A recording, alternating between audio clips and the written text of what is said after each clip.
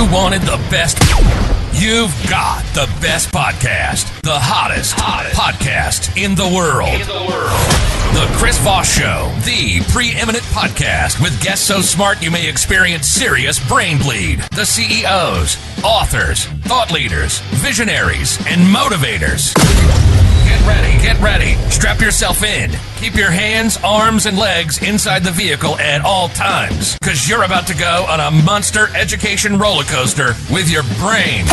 Now, here's your host, Chris Voss. Hi, folks. Chris Voss here from thechrisvossshow.com. There you have it, thechrisvossshow.com. The musical coming to you soon from the Chris Voss Show studios in Chris Vosslandia.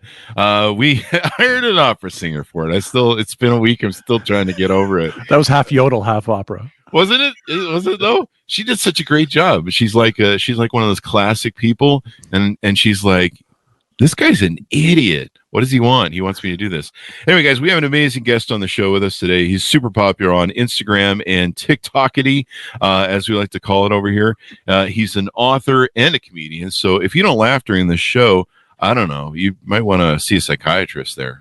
So there you go. We're going to be talking to him about his infamous books, and some of the works that he has done. He's been on the show before. I think this is his second or third time on the show. It's been a number of years, and we decided to have him return again. But in the meantime, as always, we have to do the guilting and shaming of the plugs at every show. For some reason, the advertisers have to have their way with us.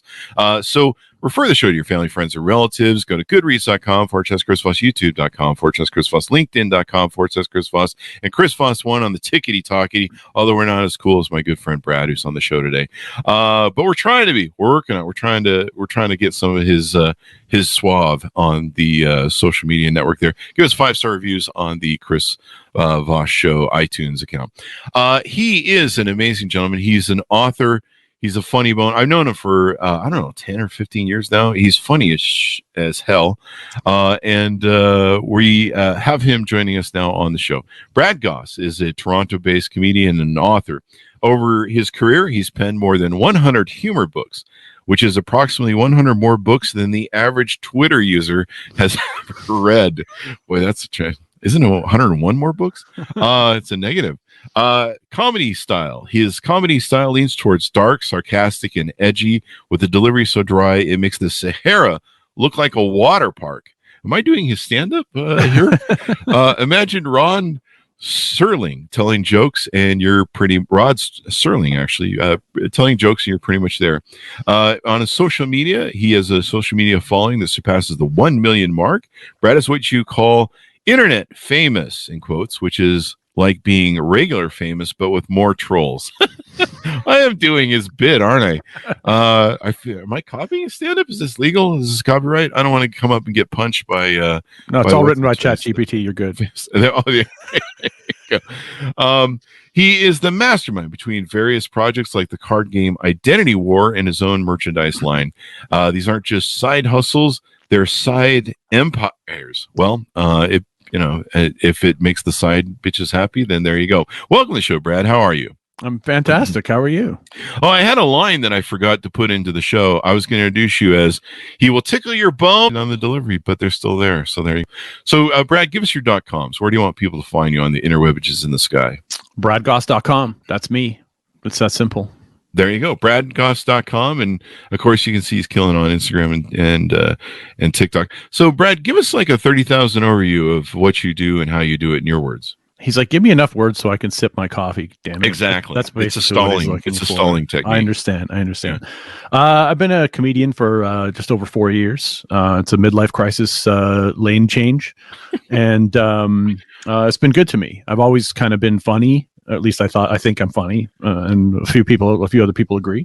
So I've been doing that for about 4 years, and turned out to be, I kind of stumbled into this niche of writing children's books for adults, and here I am, 139 books deep, and no sign of stopping.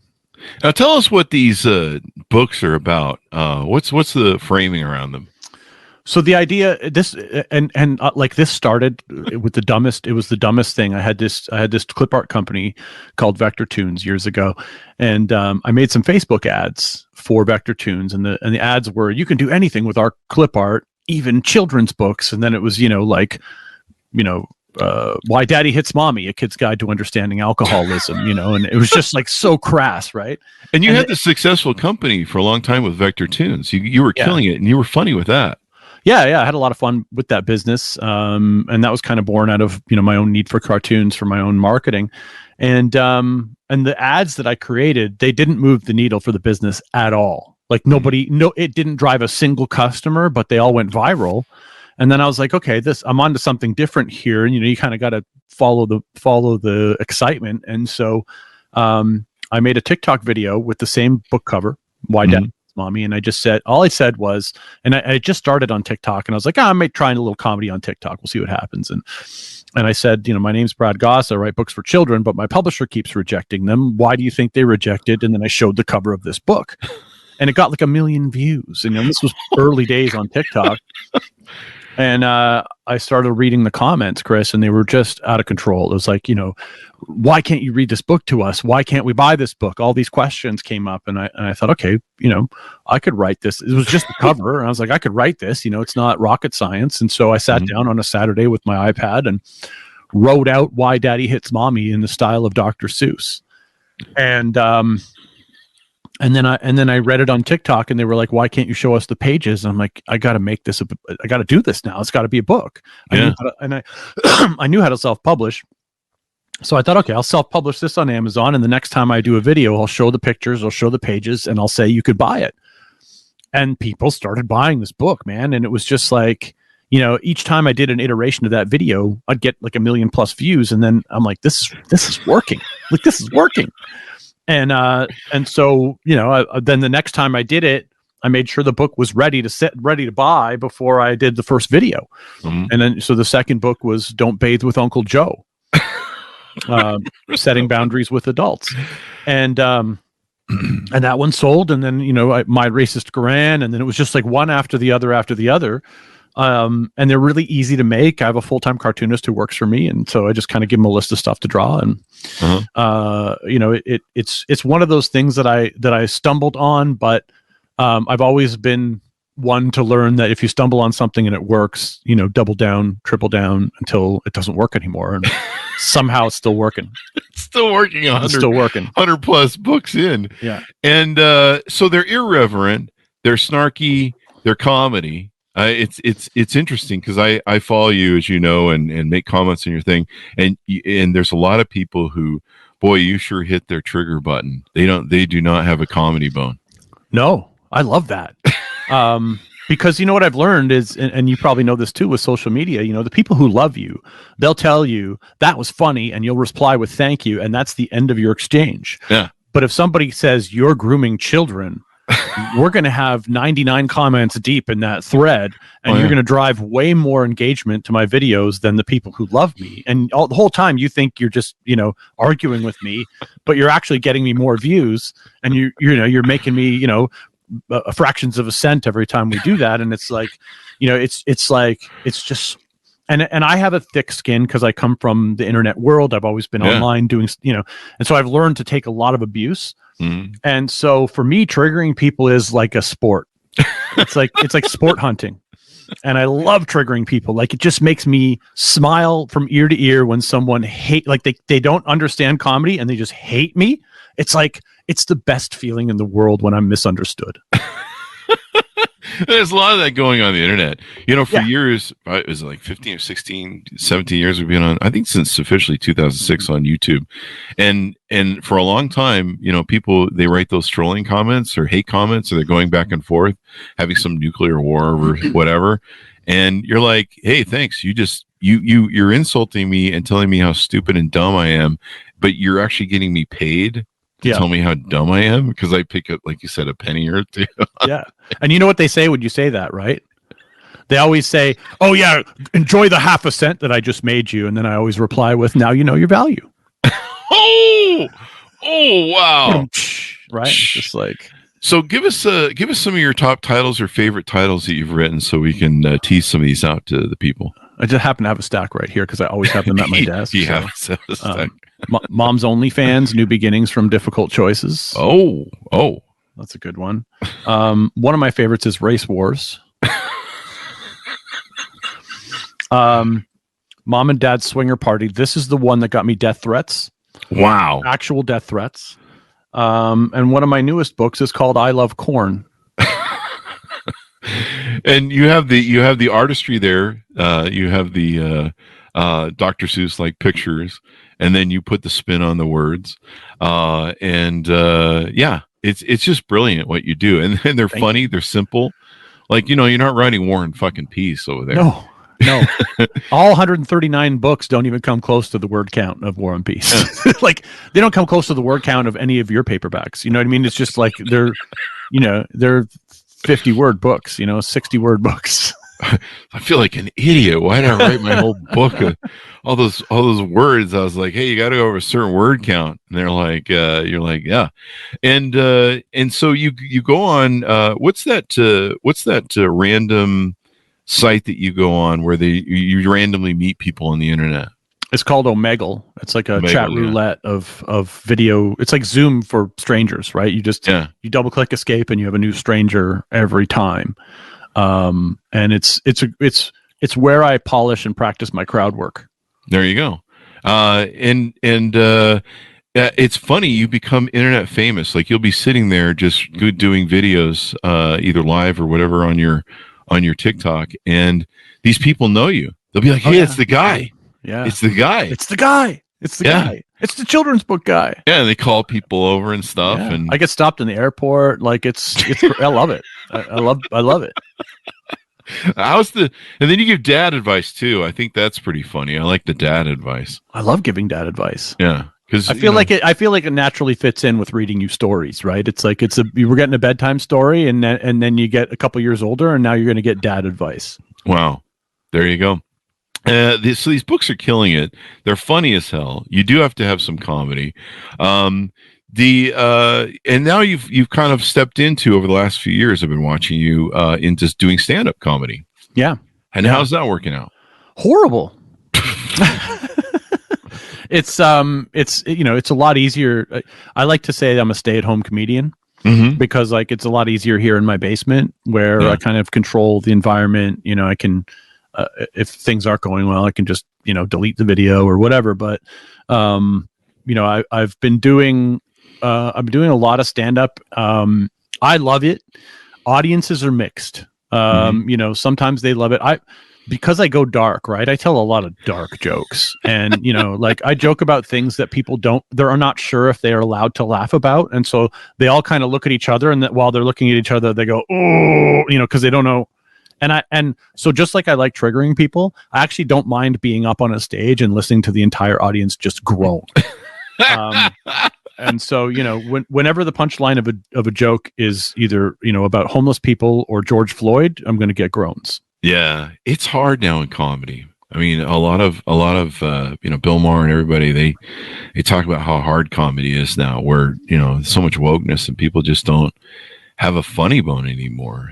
I'm okay with it. I'm happy to trigger. I really am. Like, it sounds silly to say it, but I really am happy. Like, I've watched back my tapes, where I'm doing it in front of a crowd, and I hear those groans, and I post them on social media, and people are like, "Oh, you bombed." I'm like, I didn't bomb. You know what bombing is? Bombing is when they're silent. That's bombing. Yeah, that's if I make them laugh a little bit or groan a little bit, that's not bombing to me. That's like, hey, I got a reaction. I made you uncomfortable. And even if that joke made you uncomfortable, the next one's going to make you laugh because you need to feel better. You've got to find that you've hit the bottom and you got to come back up again. Yeah. The greatest comedians are the ones who can die on stage and then kill with it. Yep. Like, some of my greatest, funniest comedians. I'm thinking of the one that passed away recently. That was a Canadian one who used to do SNL's Norm Macdonald. Oh yeah, like Norm Macdonald. He goes on Conan and just fucking reads the paper. Yeah. People are going, "This is the driest shit ever." What is going on? and he just does that. And then for folks on YouTube, we want to encourage people to go watch us on YouTube. If you're listening to the audio on this, which most people consume, you've got to see Brad's background. You got a hell of a collection back there. What are some of your favorite pieces back in your collection? It engages the children, which I love to do. It's a comic book collection, and then there's some coins back there. But my favorites are, there's a couple comics, and it's right off my left shoulder here. There's one there called Murder Clowns. That's mine. And I published my own comic, and I got them graded, and that was like the most fun thing. Really? Yeah. So I kind of like looking at, like, because I'm a narcissist, I love looking at my own shit. Stuff. Am I allowed to curse? Yeah. Okay. Yeah, I like looking at my own shit. So, I my favorite pieces are my own pieces. Yeah. Well, they should be. You should love your work. But you've got all sorts of collectibles. I see an Action Comics back in there. One of those first like Superman or Spider-Man or something. I can't make up the thing. But I'm sure the kids love that too. That's a draw, the background. When I'm doing those Omegle videos, or you're just discovering me for the first time, the background will keep you long enough through a premise to sort of, make you like, okay, this guy's funny. So it's like just interesting enough. And my favorite is, every once in a while I'll do an Omegle with a kid, and like some, teenage guy, and he'll be like, that's a green screen. Okay, go pick up the Superman or whatever. And then I go pick it up, and he's like, whoa, like. The internet's something else, but TikTok, that place is something else.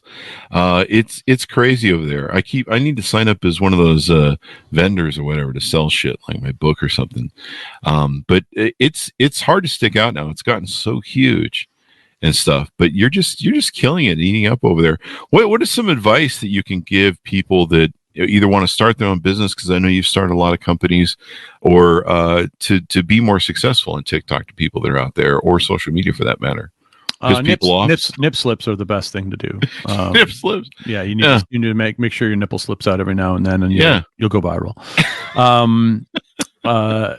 You know what? It really is. It's a numbers game. I talk to so many comics and business owners too, who are like, oh, how do I kill it on TikTok? I know I've got a way. And I'm just like, okay, how many videos do you have? And they'll be like, well, I have 9 videos on my TikTok account. And I'm like, okay, you need 991 more videos. And they'll just look at me like I'm an idiot.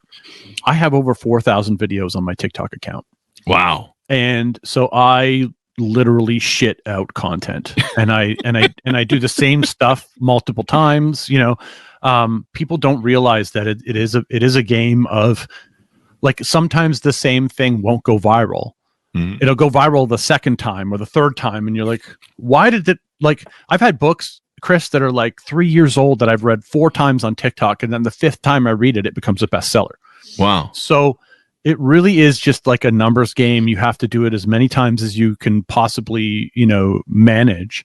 And for me, that's a lot, because I just know that, content diarrhea is the key. Content diarrhea. This is the title of your new book. It's the title of my business marketing book. Yeah. Business book. Yeah. It's my keynote speech that I'm going to do. Diarrhea. And we've had people on the show that are, they've used the F word. They've used the S word on the titles of their book. I mean, there's been some that I'm like, are you sure random, the big publishing house published this? This was self-published. And, there's one guy who's got like a whole series of the F words, and stuff in him. And I'm like, I'm using the F words because I think we use our allotted YouTube swear word time. As long as it's within the first, as long as it's not in the first 2 minutes, I think. Is that what it is? It's the first 2 minutes? Yeah. Okay, there you go. First 30 seconds is hot, and then the first 2 minutes, and then after that, you're pretty good. Dude, I got so screwed by that because for like 10 or 13 years, we swore it up on the show. Yeah. And then one day they decide, hey, we're YouTube, and we just joined the Mormons, and we don't swear anymore. And I was like, what the fuck?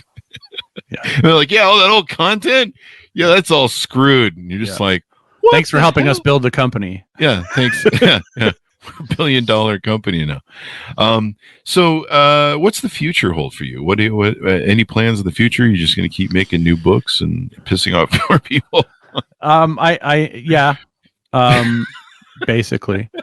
One of the things I started doing this year, over and above stand up is I started creating fake products that don't exist, and I went really viral with a product called Baby Mute, and it was basically I used AI, which is unbelievable. Like AI, if you're a comedian, you're not using AI, you're an idiot.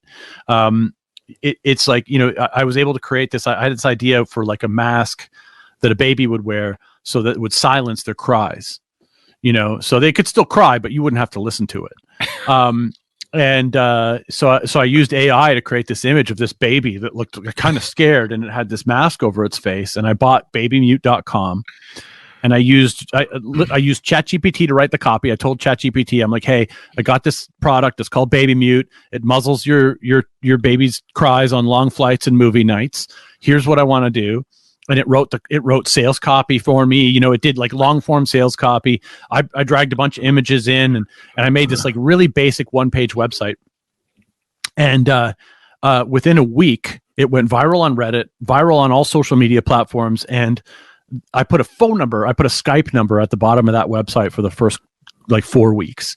And Chris, so I launched it on a Tuesday, and on Friday morning, every radio station in America was calling me. Oh yeah, you like, won. And they were just like, hi, is this Baby Mute? And I was like, yes, and they're like, well, tell us how it works. And I would say science. And I would just have these like stupid 1-word answers, and they loved it, and they just they hand it up, and then they'd be like, okay, really, is this Brad Goss, the comedian? And I'm like, yeah. And they're like, oh, we got so many questions for you, Brad. Thanks for joining us. And it went so viral that I was able to like leverage it into a blue check mark and all these other cool things that like vanity things that people want on social media. And I got a lot of good news coverage from doing that, and my publicist fired me that day. She was like, she was like, this is not the kind of a client that I want to work with. And she fired me. And it was funny because we had just started working together. She had to return my money because I gave her a retainer, but she was disgusted because she was a new mom. And of course, you cannot even pretend to abuse babies when you're talking about new moms, right? They're just like, nope. So, she's like, this is not a good direction for your career. And I'm like, you're saying that, but I'm going 10x on this. Like I'm going to do this way more. So this is where we part ways. We're cool.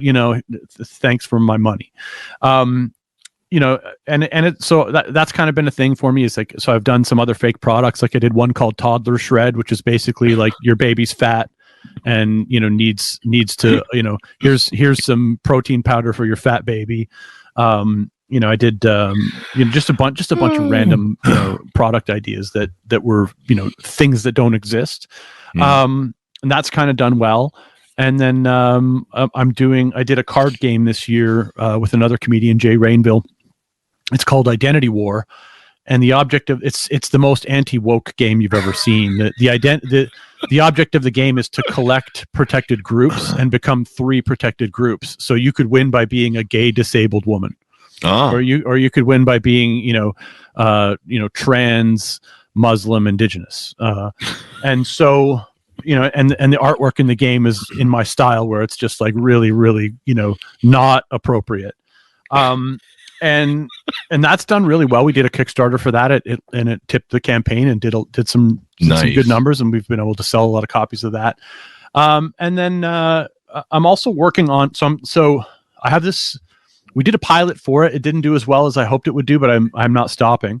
For a children's style adult show called Brad's Apartment, where basically it's like a cross between Mr. Rogers' Neighborhood and Sesame Street, but it's for grown-ups. So like imagine arts and crafts time where we teach you how to put a condom on a banana or that kind of a thing. Are you going to do the whole sweater switcheroo with the slippers? No. I don't want to go. I don't want to imitate it. I want to. It's inspired by, but not a parody of. So the idea is just to have like this in this format. Like I have these cartoon characters that I created, like Becky the Throat Goat. Mm-hmm. And so Becky the Throat Goat, I'm like right off I could show it to you, but I spent like $2,000 on a Hollywood puppeteer to make a Becky the Throat Goat puppet.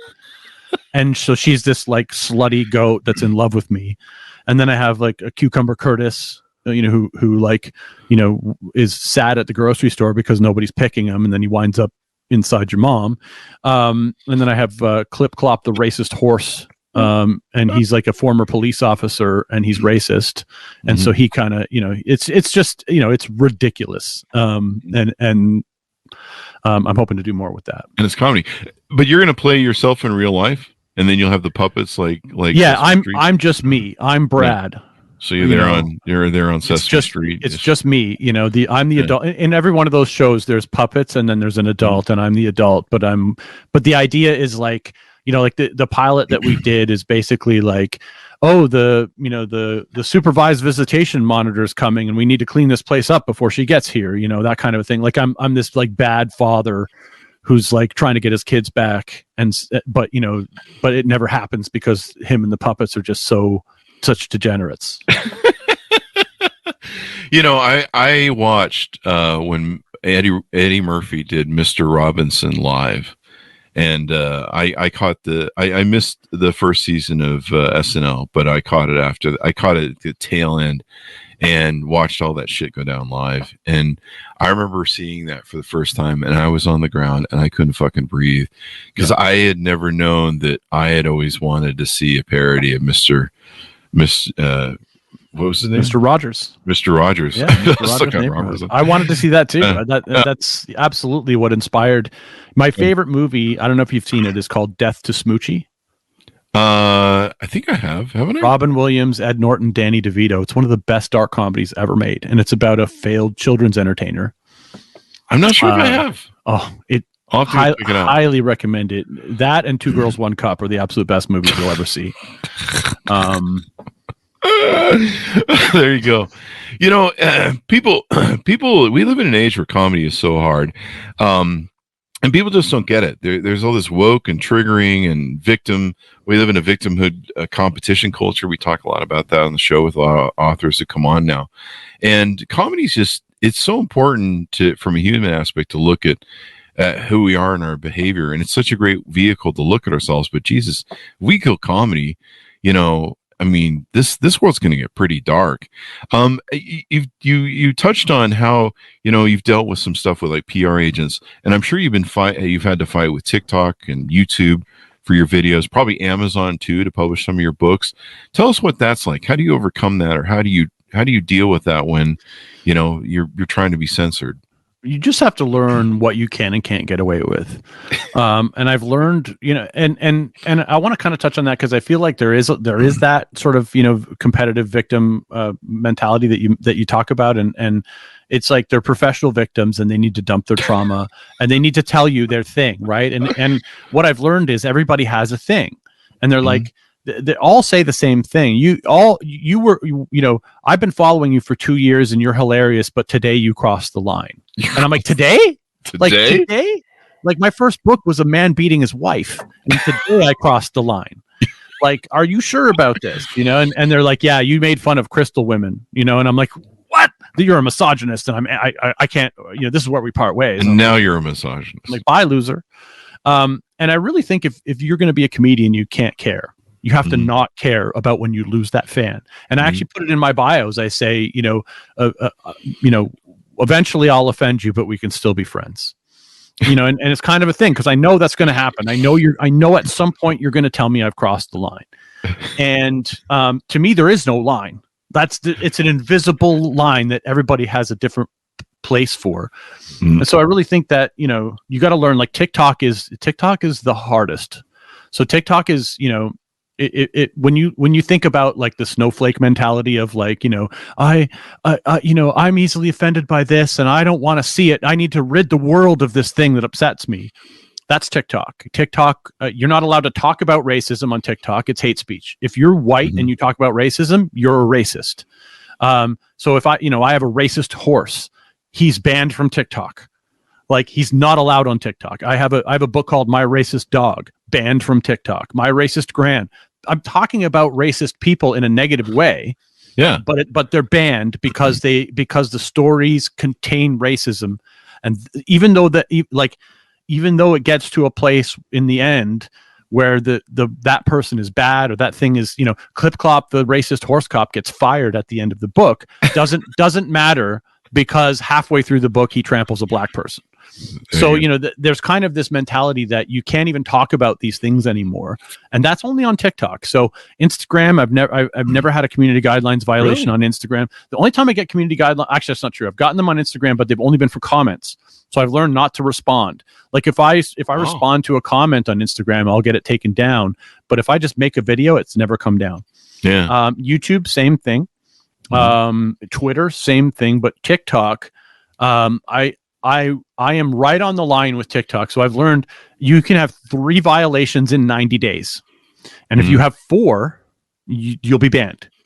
And so what I do is I take breaks, right? If I hit that magic, I'll appeal every violation, and I'm pretty good at learning what I can and can't do. So lately I haven't really had that many, but if I get one and I can't, and I appeal it and it doesn't win, that's fine. I keep going. And if I get 2 and I appeal it and it doesn't win, that's fine. I keep going. But if I get 3, I put them in my calendar and I'm like, okay, I've had 3 in the last, whatever days. I'm not going to post for another 20 days, or I'll post the most tame ass content or repost old stuff that I know I'm going to get away with until that 90-day period is over and I can kind of reset and start again. And then they're fine, right? It's just like, so understanding how this stuff works allows you to kind of play within the boundaries of each platform. But TikTok has the most people get the most offended there. And they report the most stuff there because they know they can. And when you talk about things like cancel culture, it's a real thing. There are Facebook groups of Karens who gang up on you at the same time and go report the same video in the same hour so that TikTok will take it down. And then I appeal it and it goes back up. Yeah. So I was going to say that there seems to be these bands of people that go around and shut you down. I've seen a lot absolutely. The amount of and message to those people. I'm so grateful that you give me so much of your time because I can't imagine giving 1% of any hour of the day to anything that I don't like. Like if I don't like something, I just keep scrolling, man. Like I got no time for stuff I don't like. And the last thing I would do is put energy and effort into trying to remove something from the fire hose of content that's out there that I don't like. Because somebody must like it. So whatever, you know what? Put whatever you want up. Yeah. And it's funny what you hit. There's so many different things you've written about and so many controversial stuff you can choose from. Recently, you wrote that book. You alluded to it. Mom's Crystals Won't Save Your Pop. And you're just basically, my understanding is, I haven't read the book clearly. I guess I should have. I have the audio book. It's 30 seconds long. The audiobook's 30 seconds. Yeah. Why did that? I listened to it when I'm peeing. Why did that book hit some nerves? I was surprised that it did, to be honest. Every once in a while I write a book and I'm like, this one's tame. This one's not going to ruffle any feathers. It's just funny to me. And maybe some other people will find it funny. And the idea, the concept behind the book is it's this woman that's big into woo-woo crystals and her dad's dying of cancer. And she thinks that, rose quartz is going to cure it. And of course the doctors are like, no, he needs chemo. And she's like, amethyst, and it's just like, wow. And I really thought nobody was going to attack me over this book, Chris. This book, I've been called misogynist. I've been called a woman hater. I've been called, people are like, and here's the funny thing, because TikTok, I have a book called Religion, Controlling People with Mythical Fear, and TikTok banned that book because it's anti-religious. Really? Yeah. So then a lot of people are like, you don't have the balls to do the same thing about Jesus. And I'm like, actually, I have that book. It's just been banned by TikTok. And they're like, what? So people have called it like, and like racist or misogynist or anti-religious, like they're like crystals is a religion. But my favorite are it's always men, right? Who say, well, clearly you hate women because only women like crystals. And I'm like, well, that's a sexist comment because I'm sure there's men that think crystals are healing too. Like, so, but I didn't really expect controversy over that book. And then I got it. Right. So sometimes I write books with with a low expectation of triggering, and then they trigger. I'm just like, this is the world we live in, that like Why Daddy Hits Mommy has less anger than the Crystal Bitch book. And it's just like, for some reason, you hit these nerves with people and they just get so agitated. And the funny thing is when someone's agitated, their expectation is for you to get on your knees and beg for forgiveness. Yeah, it's really.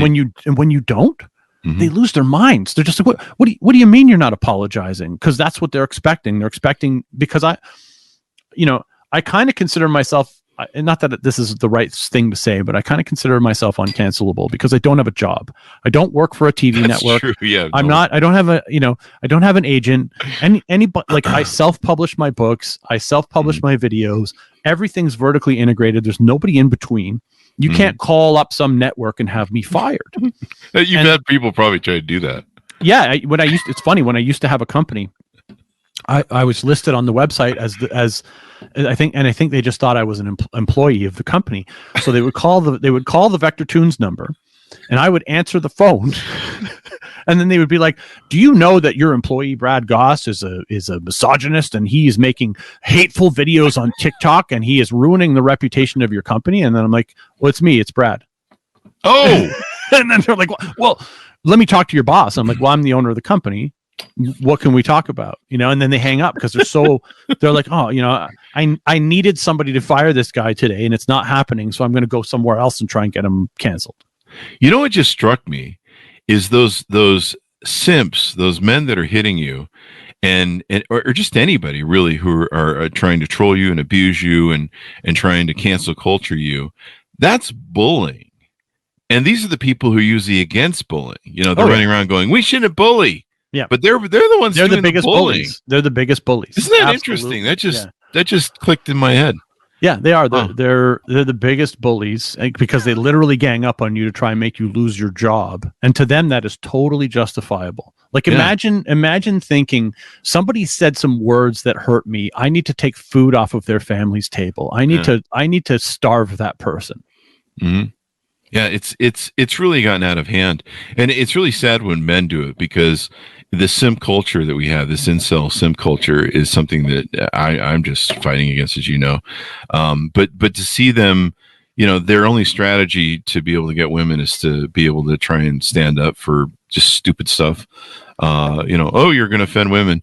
We're going to defend them, and women don't care about those guys. That doesn't work, by the way. Yeah, that does not work. So it's just like they think it's going to help their profile, but it does not. No women are coming knocking because you're standing up for them in a comment section on TikTok. Has that ever been a thing? Has there maybe you should do like a parody of that, where you should have people sit down. You know how they used to sit down and do those, like, it wasn't Harry Met Sally, and they had the side, I forget what they call it, but the side bit where they had the old couples, like, how did you meet and fall in love? And they're like, oh, we saw each other at Times Square one day. Maybe we should have that, like a parody thing where you're like, how did you guys meet? Oh, he stood up for me in a comment, and I was like, what a great simp, and I married him. I have a book called Daddy's a Simp, Don't Expect Much Inheritance. Yeah, there you go. Right. There you go. But yeah, it's really interesting. But this is why we need comedy more than ever. I mean, this is why it's so important, because we need to laugh. We need to look at things. We were talking about this yesterday on the show about great comedians who can take and look at all the sides of something that's maybe controversial, what we see is controversial, and be able to frame it so that we can go, hey, both sides are kind of stupid and weird, and why do we do that? And it's all hypocritical, and we're all kind of full of shit, and maybe we should grow the fuck up. One thing I was going to say too is, do you ever have people that come back to you that you offend? We talked about how there's that moment that you finally cross the final bridge with them. One thing I would find on TikTok is I would find people talking about me on TikTok with each other, and they'd be like, yeah, that fucking Chris Voss, he said that one fucking thing, and I hate that dude. Yeah, he's a real garbage person. You see, like, the whole back and forth on TikTok in public. Yeah. And what's funny is they'd always say the same thing. They'd always be like, yeah, but I still follow him. Why do you still follow him? Because I want to see the car crash. I want to see when he hits the wall. We can't wait to see what he's going to say next. Yeah. It's the Howard Stern effect, right? Yeah. And you're like, you're still watching me. And I've had people convert. I've had people come back to me and go, hey, I finally got it. I finally got you. I finally got over it. Let's be friends again. Yeah. And so I imagine there's a whole host of people that you have that, maybe there's this. They don't admit it. They won't tell me. I've never had anybody, 0%. Nobody has ever said to me, oh, I'm back. Mm-hmm. They may silently follow me back, but but I have read those on, like, I have a lot of negative comments about me on Reddit, and a lot of people will say that kind of stuff where they're like, well, I just continue to follow him because he's such an arrogant prick that I can't wait to see what he's going to say next. And I'm like, and they're secretly laughing at some of the stuff. They just can't give you up. No, like they can't. Yeah, they can't give it up. They can't. Just can't quit you. And I love that. I love that. I want to be unquittable. There you go. It's funny how that works. I mean, I just found one of my ex-partners, my ex-business partner from, geez, we were friends when I was 13 and we had a company for 13 years. His wife now, she was a girlfriend at the time we were in our companies, is still stalking me. I found her making comments on she's blocked on Facebook, but found her making comments on the Facebook. And I'm like, 40 fucking years and you're, what? Yeah. Get over me. Apparently, apparently she never wanted your partner. Oh, wow, dude. That's a bad image to have in my head. It was all about you, Chris. It was all about you. Yeah, she was one of those people I'd never date. There's none of booze and drugs and alcohol and I don't know, crack cocaine and fentanyl in the world. So that's where we're different. I'd bang just about anything. Well, aren't you married now again? Yeah. Yeah. Well, see, married guys. It's a married joke, people.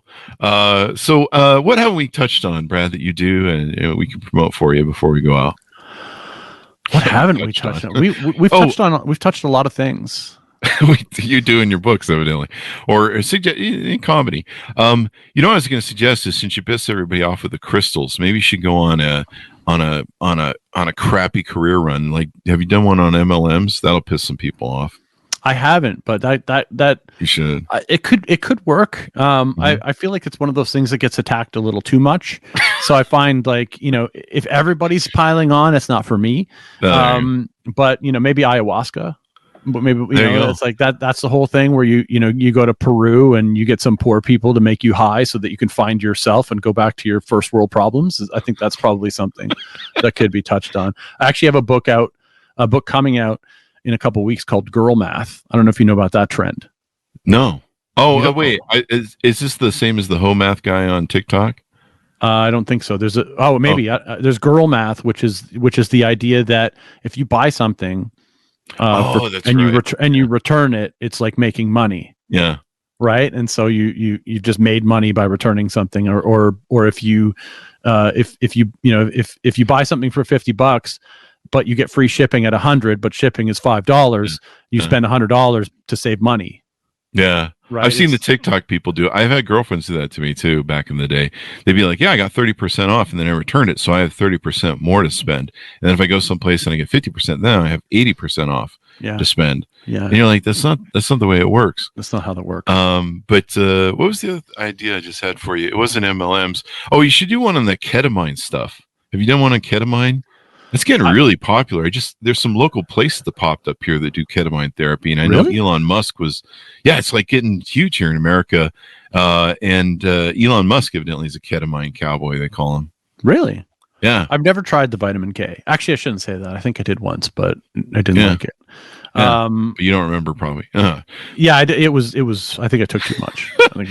I used to, the bodybuilders, the male bodybuilder models for my modeling agency used to take Special K, and they would go shoot each other up with testosterone in the buttocks in the bathrooms, and I'm like, why do you tell people that you do that? What's the ketamine for? For why would you take it for bodybuilding? I don't get it. I think they used to call it Special K, so I think it's the same thing. Special K. And I called it vitamin K, but it was Special K. It was part of the horse tranquilizer cocktail they were taking, and I never knew why. But they would always come out with their shirts off and be all excited about everything they did in the bathroom, and just like, you're shooting each other in the butt. Maybe you should do a book on that. They're like, yeah, I would love to do one on testosterone, because there's a lot of dudes taking testosterone right now. I feel like that's something worth making fun of. There's a Liver King guy who had the whole conundrum. Have you seen that one guy that he's really young and he's getting some shit right now because he's kind of new on TikTok, and he's taking so much he can barely freaking breathe.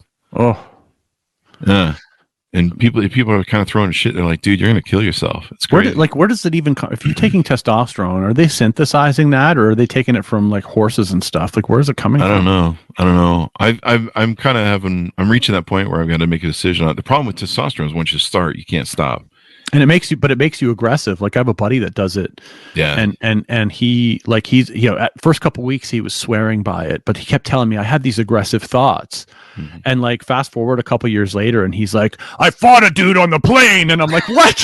And he's just like, I'm on the no-fly list. Yeah. He got up from his seat too early and I told him we're going to scrap. And I'm like, what do you do? What? Like you're a grown man, you're picking fights in the airport. Yeah.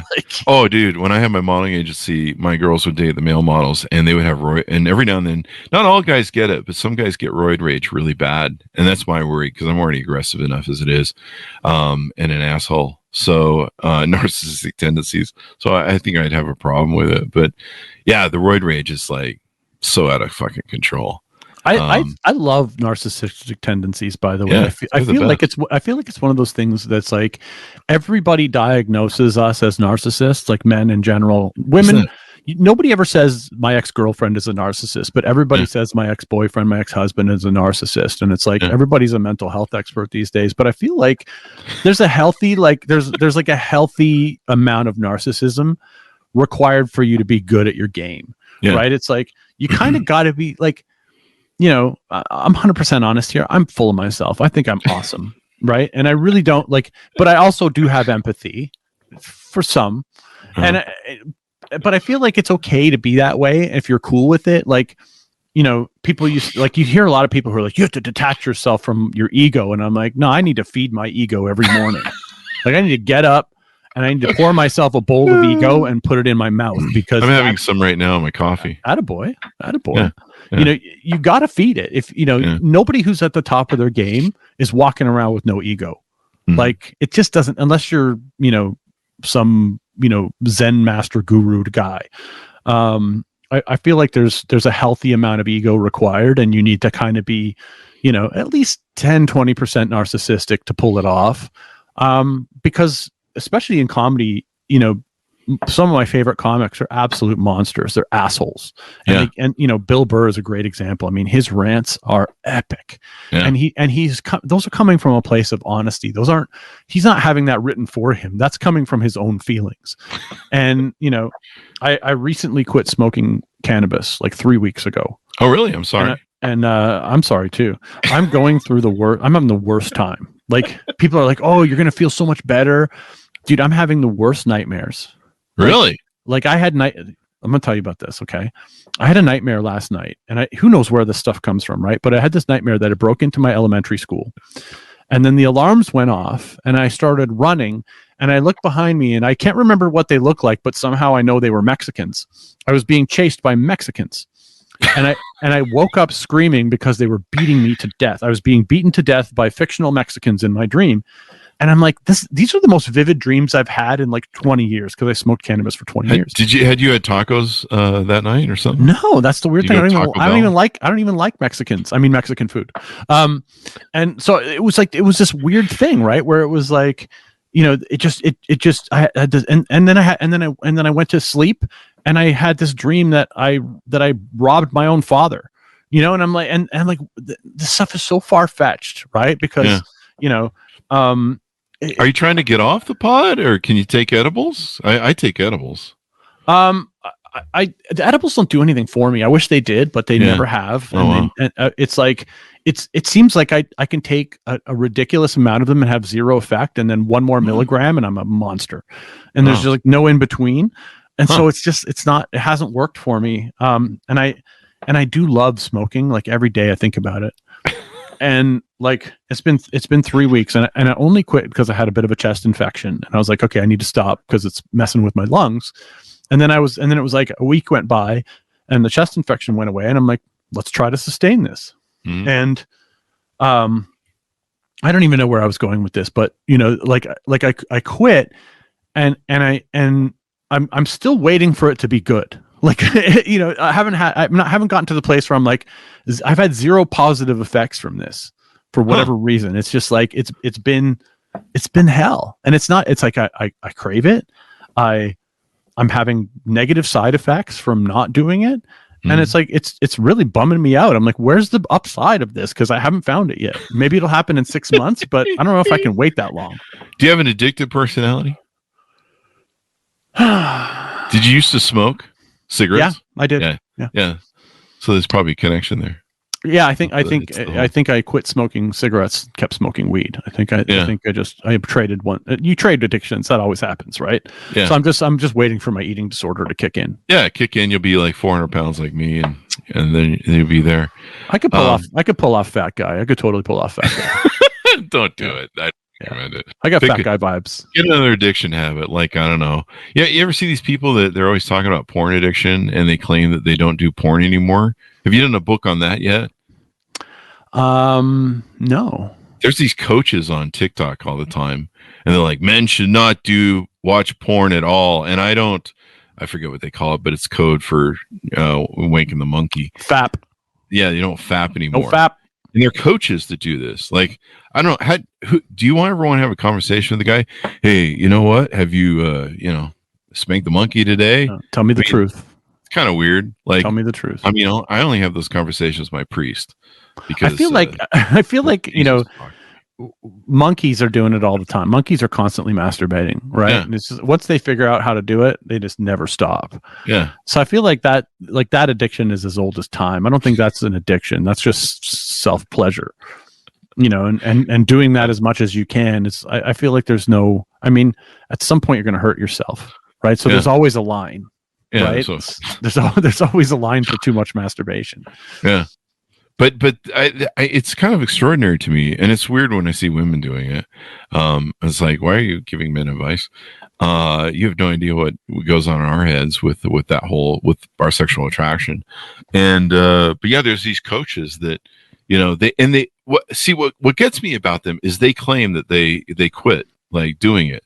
Like, I quit in 1985, and I haven't touched that thing since, except to go pee, and I'm like, come on, man. It's like with those preachers who always, say gay people are bad, and then they get caught with, a bowl of meth and some guy in a massage parlor, in a cubicle in a men's room. Yeah. Anytime you hear one of those preachers or somebody on the right talking about how there's a glory hole nearby. Yeah, you're like, that dude's in the closet. It's just a matter of time till he falls out. The louder you roar on the thing.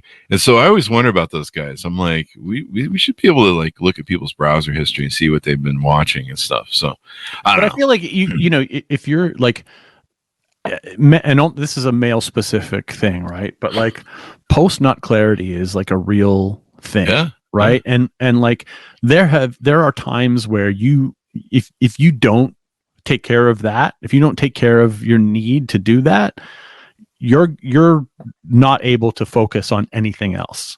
At least me, right? So sometimes like I need to get on with the day, and I just need to clear my mind of all these thoughts of like, having whatever 6 cheerleaders, whatever it is I'm thinking about. This is the first thing that came to mind. So why not 7? Why 6? Why stop Come there? on, really 7?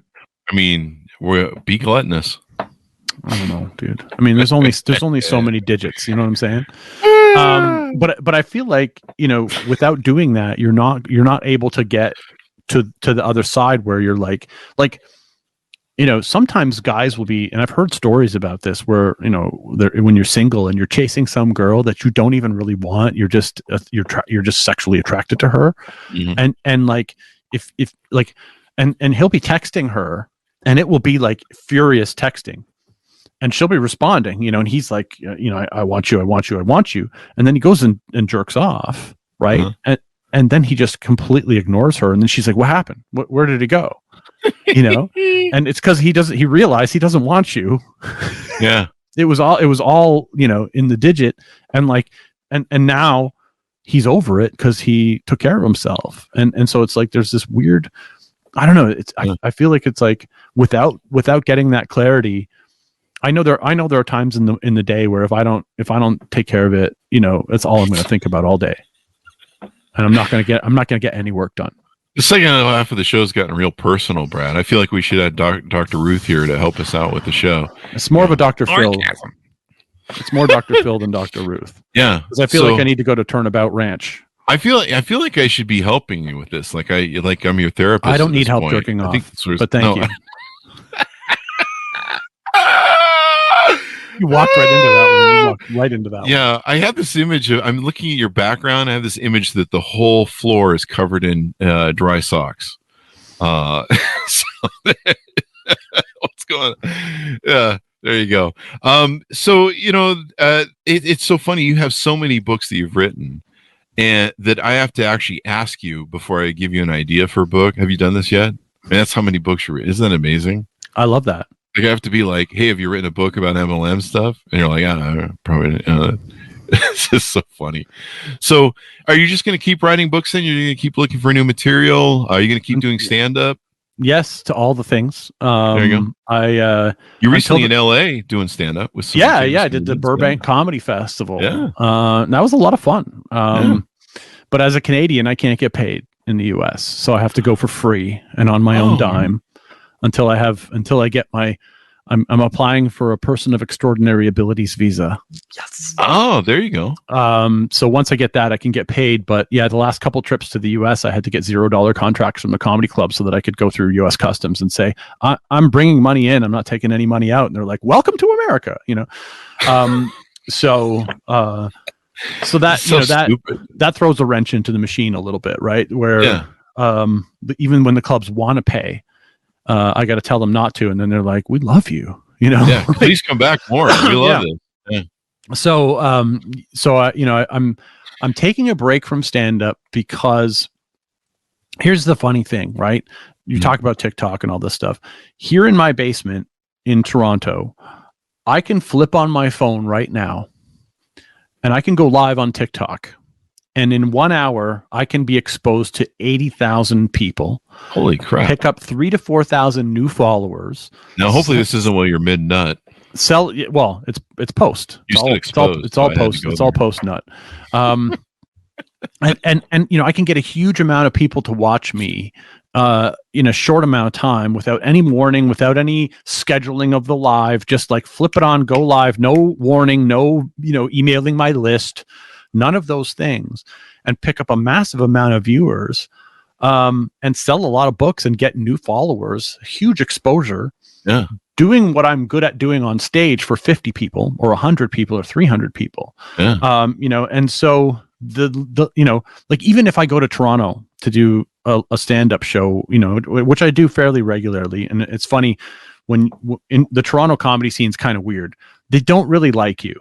Right. The attitude is, oh, you're famous in the internet. You're a loser. Really? They want comics who work at the bank, who come in and they've been doing it for 10 years and they're just, they hate the world. But when I go to the US and I post clips of me on stages in the US, the Toronto comedy clubs are like, hey, buddy, come on back. Like all this. It's like when you have a girlfriend in high school and then you go to camp and you bang somebody else. She just wants you more. So it's like, so you come back and these clubs want you and you have a good time doing it, but it's like, okay, so for me to go, like, I'm going to go do some gigs at the end of the month in Toronto, and I'll do like maybe 15, 20 minutes. Right. So I got to get in my car, drive to, the club 45 minutes away, pay for parking. I'll probably go out for dinner. I'll probably buy a drink at the club. I'm out a few bucks, which I don't care about, but it's like, I'm out this money and then I do this gig and I might get nothing, or I might get $20, or I might, depending on the venue, I might get $150. It's not a lot of money to do stand up. I do it just for the laughs. But that's the whole point, right? Is you do it for the live laughs, but the net result is exposure to maybe 50 or 100 people that have never heard of me. Yeah. Or I can flip on that live, and in the amount of time it takes me to drive to the comedy club, I can pick up 3,000-4,000 new followers. That makes more sense to me. And a lot of people are like, yeah, but you can't compare them. But the problem is I am comparing them. Yeah. And it's a question of return on investment of time. Mm-hmm. And so, I do both. Don't get me wrong. Yeah. On the day that I'm going to do when I go to Toronto and do a club, I'm going to go live on TikTok that day anyway. Mm-hmm. So it's, I do both, but the amount of effort that I put in here in my basement is way more financially lucrative than the amount of effort I put going on a plane to Los Angeles. Yeah. The ROI of time. I've always wondered about that about comedians because, they spend a lot of time flying and going from city to city. And, sometimes you play some weird places and some backwoods places and stuff. If you can kill it on TikTok, like, why not? Yeah. There's a lot of comedians doing well with their own podcasts. Some famous comedians, they've got HBO shows, but they're actually probably doing better on their podcast. Oh yeah, absolutely. Than they are doing the thing. They get way more money to read a promo than their entire Netflix special will pay them. Yeah. And sometimes there's one comedian I know, I won't mention, but his podcast is actually funnier than his stand-up. At least I think so. Oh, you got to tell me who he's got his wife on. You may know. Tom Segura. Yeah, I think so. Yeah. Oh, dude, he's one of my favorites, dude. His wife, having his wife on there and them going the banter back and forth is what makes it funnier. Yeah. Because his wife's a comedian too. Yeah, Christina. Dude, I think they're two of my favorites. I mean, I'm not gonna lie. I think Christina's hot when she gets dressed up like a goth girl. Oh my god, goth Christina. I think we know what you were into in high school. Oh my god. Yeah, I can see how she was really hot a long time ago, but she's cute now. But yeah, I watched part of his stand-up and I was just like, yeah, it's good. It wasn't vibing with me. I don't know if it was the timing or what, but yeah, his podcast, I love it. And of course it's on TikTok and killing it over there. So yeah, there you go. So final thoughts as we go out, final pitch to the audience to pick up your books and everything, Brad. Pick up my books and everything. Or else. Yeah. Look for the stuff that's going to offend you. Look for the stuff, that's going to make your mom use the C word when you open it, when she opens it on Christmas Day. What? Give it away at Christmas. There you go. I never even think about that. Yeah. One of my books last year was called Mike Hunt Smells Like Fish. And Chris, that was another one of those books I didn't think. I was just like, my cartoonist was like, hey, I need some extra work. And I had this, dude, I sat on this idea for 18 months. And this is how stupid I am. I sat on the idea for this book for 18 months and it sold better than all my other books combined. Oh, yeah. I published it in September last year and it got to number 40 on Amazon, all products. Wow. And just sold a stupid number of copies. I thought I was doing well, and then I published that book, and I was like, wow, this changed everything. And, people bought it for one reason, because they wanted to make somebody open that book and say the words Mike Hunt at Christmas. You see people that do that on YouTube and TikTok for years, where they'll go into the Starbucks. Yeah. And they'll have them put some sort of thing that ends up being that. Comedy just never fails. And if you can't laugh in life, people, please seek mental help. Here's one more. My clit shouldn't be hard to find. Hopefully there's some instruction there, because I know a lot of guys that need that help, evidently, from what some don't even think it's real. Yeah. Anytime I'm dating women and you hear about their exes and their ex lives, and you're like, wow, how did you stay married for 20 years? Well, they're just telling you that because they want you to try and find it. Oh, I find it. Yeah. Yeah. I have been single all these years and happy for nothing. I know how to find my way. I know where the parts are. I know where the parts are. I read some books early on. That's the real key. They have those anatomy books, and then I always subscribed to Playboy when I was young. So there was that. But yeah. So it's been fun to have you on. Let's not wait. I think it was like 7 years ago we had you on the show. Last time I did your show, the entire country of India was trying to kill me. Do you remember that? I don't remember. Oh yeah. That's right. They stole one of my some Facebook page that's like super popular in India with like 10 million followers or something. Stole my graphics for their logo. Oh. And I contacted them to take it down, and they were like, no. And so I reported them, and then they got their Facebook page shut down. And then they were like, please, sir, please tell Facebook to put our page back up. And I was like, no. And then they went to some other page, and they told dude, it was like, you want to get canceled, or you want to go viral, piss off the entire country of India. And it was I remember you and I talked about it. It was like kind of at the peak of when it was happening. And I was like, wow, this is like a crazy time in my life for me to do a podcast with you. And I was just thinking about it the other day. I was like, wow, I'm gonna do Chris Voss Show. And the last time I did it, I was being like completely like inundated. Like it was coming from everywhere. Like, it came from everywhere. And so I think it was like 7 years ago. It was like 2017. November 21st, 2017. There it is. There you go. So what, how was it? 6 years? Something like 6 years ago. Holy crap. You're up for the 6-year anniversary there in another month. Well, it's been wonderful to have you, and I'm glad to call you a friend, Brad. We have the same sort of dark humor and narcissistic, probably dark triad tendencies.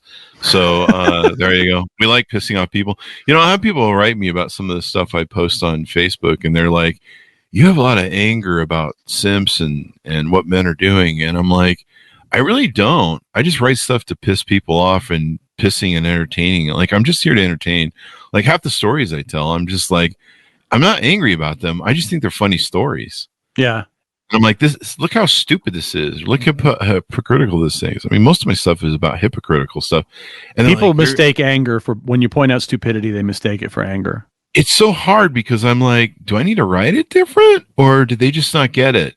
And that's why all my stuff is private now, because most of my friends get me. And they're like, yeah, he's doing his shit stuff. And I do try and incorporate that comedic thing where as a comedian, you do sprinkle some truth bits that are going to hurt. They're going to be painful. Who's the comedian he's gotten canceled? He's tried to get canceled a few times on his Netflix because he talks about transgenderism. Yeah. David Chappelle. And he's so good at that, making, he'll bash everybody. He'll go the full circle on everybody involved, but he'll jab you with some stuff. And Chappelle has two things that I don't have. Mm-hmm. One is blackness, and two is fuck you money. Right? And when you have fuck you money, you can say whatever you want. That's true. Right? He lives in Ohio. Nobody's coming for him. And so he can say whatever he wants, and he's got enough money to keep him and his entire generations of his family in comfort forever. I aspire to have the blackness. There you go. And the money, the fuck you money. We'll just keep you and I working on that. So we'll get there one of these days. Yeah. There you go. So thank you very much, Brad. It's been wonderful to have you on the show. I'm glad to call you a friend again. Keep keep pissing people off. Damn it. A little bit of narcissistic and dark triad and Machiavellianism will get you laid.